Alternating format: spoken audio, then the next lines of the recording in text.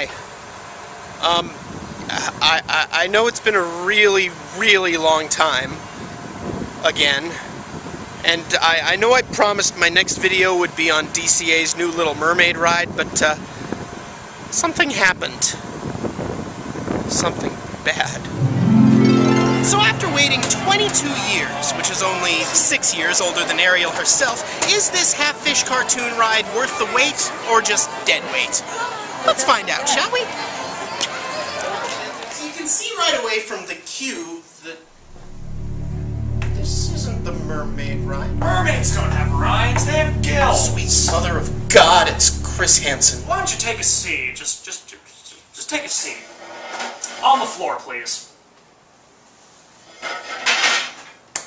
So, who exactly were you trying to do here? I was trying to... Really? Because I have the transcript right here, and it says that you were trying to ride a 16-year-old half-fish cartoon.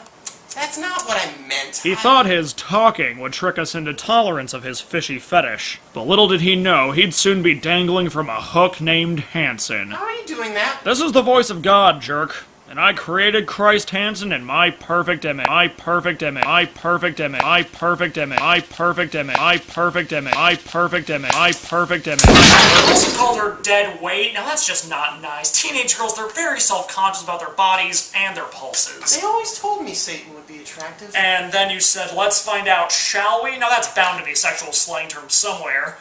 If not, it totally should be. Anyway, I'm Chris Hansen, and... You're sadistic and crazy! Cops outside. I knew I was forgetting something. So anyway, I've been on the run from Disneyland ever since. Hitchhiking mostly. I've crossed at least 7 state lines, and at this point I have literally no idea where I am. But you know what? Screw it, it's been too long. I'm just going to find the nearest theme park celebrating a milestone, and I'll do a review on that. Oh, nifty. To all who come to this happy place, welcome. I'm some jerk with a camera.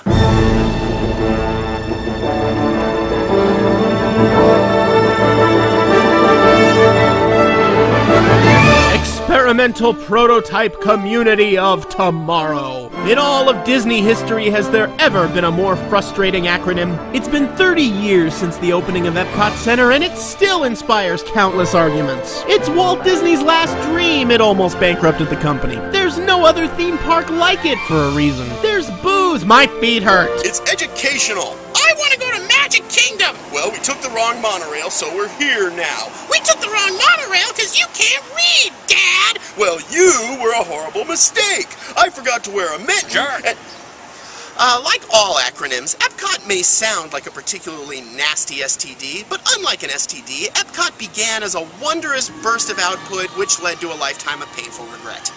It began life at Disney in the early 60s in heavy secrecy under the name Project X. And once Walt was finished videotaping teenagers putting a car in the pool, he called it a movie and his life on the planet was complete. But then he got bored and decided to make Disney World. Hey, last night I got bored and I watched Project X. Where's my millions of tourists? Didn't have Matthew Broderick or a chimp. Having already conquered the worlds of film, television, and tourism, Walt's next step, seemingly, was to flat-out take over the world. Of course! He wanted to take everything he'd learned from Disneyland and apply it towards building a real city, an experimental prototype community of tomorrow, if you will, a place where the titans of industry could all open headquarters and grant the populace early access to their latest and greatest innovations, thus making EPCOT a perpetual city of the future. So in a way, Walt had the idea for Silicon Valley before Silicon Valley. Only his zeros were mouse ears and his ones were bulimic princesses. But of course, the same uncreative businessmen who swore Disneyland would never work now just wanted another Disneyland they knew would work. I wish that didn't make sense. Hi, I'm Walt Disney. Hi, I'm a wealthy businessman. I want to make the first sound cartoon. You fool, that'll never work. I want to make the first feature-length cartoon. You fool, that'll never work. I want to build Me-Land. You fool, that'll never Hey, work. look, I built Me-Land and it worked. Good, now build more of them. No, now I want to build a city of the future. You fool, that'll never work. Then I want to discover the secret to cold fusion. You fool, that'll never work. Then I want to build a slaughterhouse that'll manufacture cows by running backwards. You fool, that'll never work. Then I want to breed a race of super intelligent pancakes that can tell time and build rockets and go to Mars and beat all the Martians so much that they get fat and blow up and give us all free fireworks. Are you high? Nope, the only things I smoke put a tumor in my neck and kill me.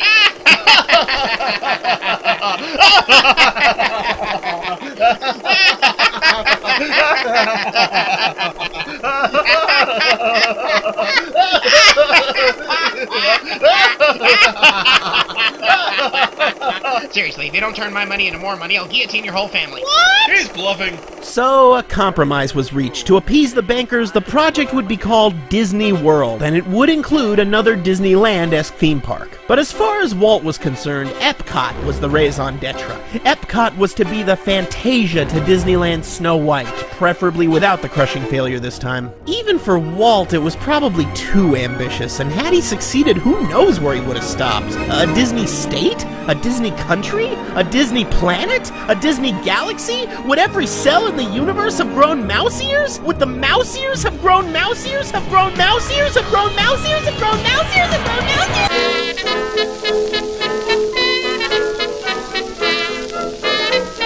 The Walt Disney Company has never conspired to control the world. They know nothing about the secret program which does not even exist, where Bolivian mice are certainly not being trained to crawl inside human brains and control them. Please enjoy this clip of a monkey wearing a hat. Monkey. So after scouting up and down the East Coast, Walt settled on Central Florida for the location of his new Waltopia because nothing stimulates industry like 900% humidity and complaining bunny rabbits. You know what else? People in Florida always misuse the word literally. That literally makes my head explode every Phil? time. That episode was 15 months ago. Have you been bitching about Florida this whole time? No, every so often I bitch about Glee for 10 minutes. There's multiple threads in the rich tapestry of things that piss me off. The great circle of bitch, if you will. Well, whatever makes you unhappy. And here's another stupid thing. Have you heard about this new race of Bolivian mice that can crawl inside the human brain? Before too long, Disney bought up a mass of Florida swampland twice the size of Manhattan, and before even less long, Walt was showing off his new toy on camera. The most important part of our Florida project will be our experimental prototype city of tomorrow. It's the most exciting and challenging assignment we've ever tackled. Speaking for myself and the entire Disney organization, we're ready to go right now. And cue the cancer. My work is done here. That's a life, people! Strike the set, burn him, say you're frozen. Even in the sad face of Uncle Walt's tragic nicotine-induced demise, God bless him, the remains of the company finished the Florida project as best as they could without him. They even added his first name to the place in tribute. Trouble is, Walt was really never one to hire people who could lead for him, and the Walt Disney Company without him was kind of like a chicken with its head cut off. All the means for going places are still there, but the reasons for doing so are suddenly vague and mysterious. Here's the precise difference in management in a nutshell. When Walt was around, EPCOT was the priority and the Magic Kingdom was kind of an afterthought because they'd already done Disneyland. But when his brother Roy here was in charge, suddenly the Magic Kingdom became the priority and EPCOT became the afterthought because they'd already done Disneyland. The uncreative businessmen had struck again. Curse you, uncreative businessmen! Someday your reign of tyranny will end. Someday we 99%ers will think of a plan to defeat you. You fool, that'll never work!